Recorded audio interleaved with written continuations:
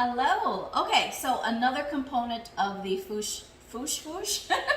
another component of the couscous fattoush salad is the pita bread. So remember we talked about that earlier. With pita bread, you can use it as fried or just roasted until it's crunchy. So I'm just taking regular pita bread that I bought in the store, right? So I'm gonna lay these two on top of each other.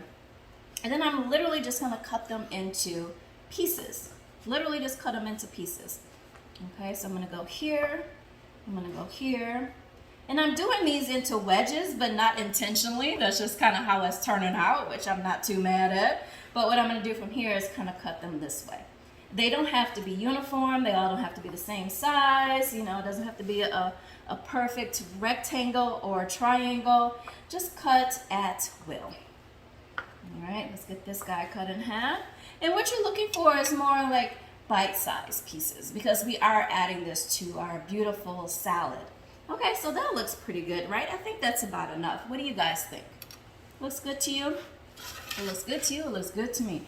So I'm gonna put it on a pan, which I have a seal pad at the bottom of the pan. It's a silicone mat that actually prevents sticking. Now, if you don't have one of those, feel free to use aluminum foil, you can use parchment paper, whatever it is that works for you or whatever it is you have handy.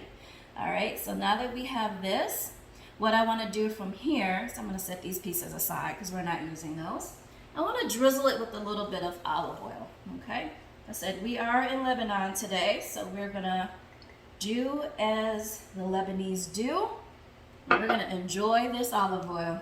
So now what I want to do is just kind of move it around a little bit in my pan to make sure that a little bit of olive oil gets on all of the pieces. All right, there we go. That looks pretty good. As much as you can get on top of the pieces, the better actually.